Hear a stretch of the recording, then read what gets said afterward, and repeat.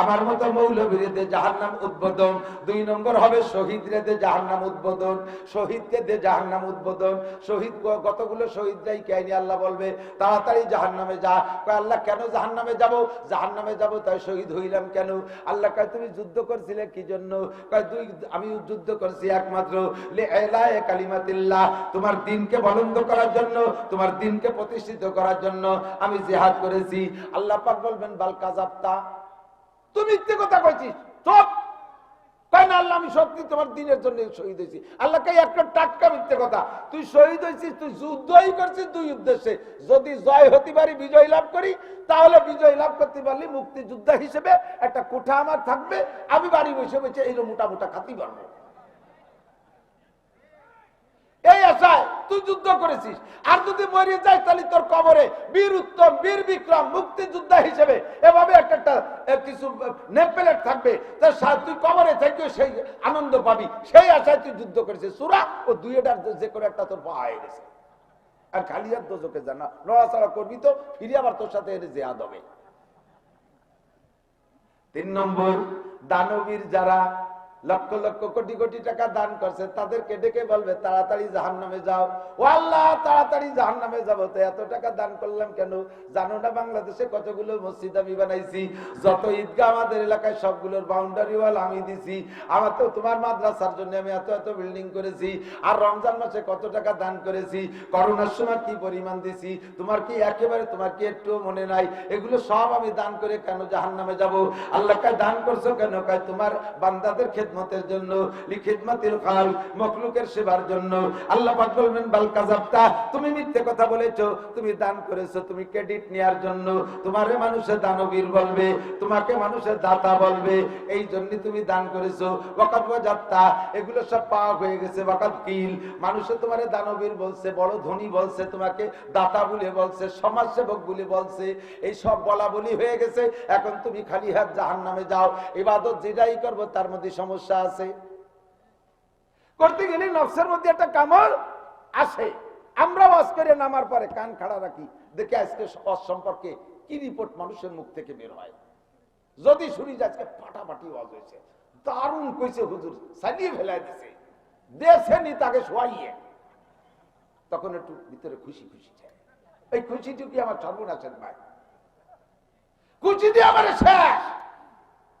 আর যদি কি ওয়াজ করলো হুজুর তো ভাব বুঝলাম না, তখন কে আমি খাবো না, খানা খাবো না, আমি বেটি বেটি খাবেন, তাড়াতাড়ি গাড়ি বিদায় দাও। মানে ও জায়গায় থাকতেই লজ্জা হয়। আমি যে ভালো করি আর মন্দ করি 2 ঘন্টা কি দিনের কথা বলি নাই? কার ভালো লাগলো আর মন্দ লাগলো কিচ্ছু আসে যায় না, একই জিনিস দুইজনের 2 রকম লাগে, আছে না নাই? আতর আতর আতর আপনাকে পছন্দ হয় না? কার কার আতর চেনেন না? সুগন্ধি আতর সবাই ভালোবাসে না? আতর সবাই ভালোবাসে, কিন্তু মেথরে আতর সহ্য করতে পারে না। মেথরে আতর সহ্য করতে পারে না, এর কারণে কি আতর খারাপ? এক মেথর, মেথর চেনেন তো? সুইপার, ওই যে হাতে বালতি গাড়ি কোদাল,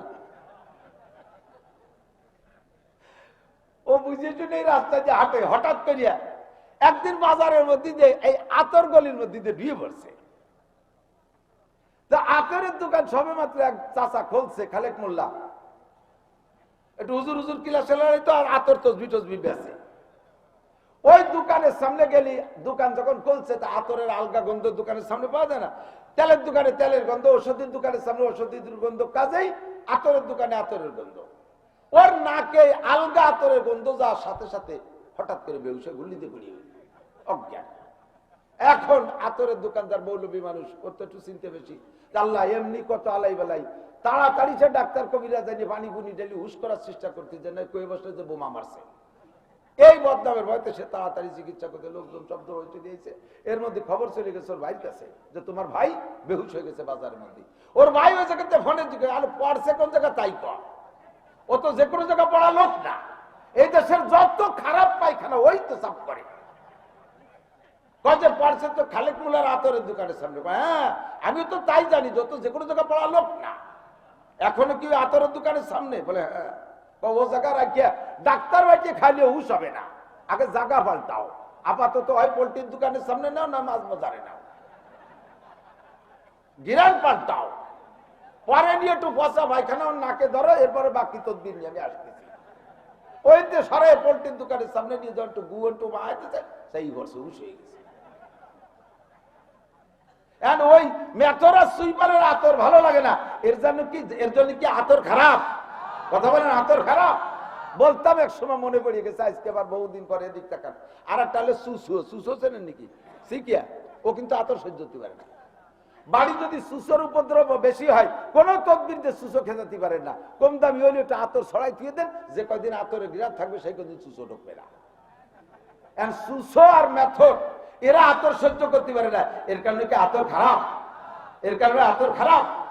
আল্লাহু আকবার। দোস্তরে, সবার সব জিনিস ভালো লাগার কথা না, ঠিক না? আল্লাহু আকবার। ঈসা নবী আলাইহিস সালাতু ওয়াস সালাম, ইবাদত বندگی করি, ইবাদতের মধ্যে আমার ইখলাস নাই। কি আমারে কি বললো এজন্য আমি ইবাদত করি না?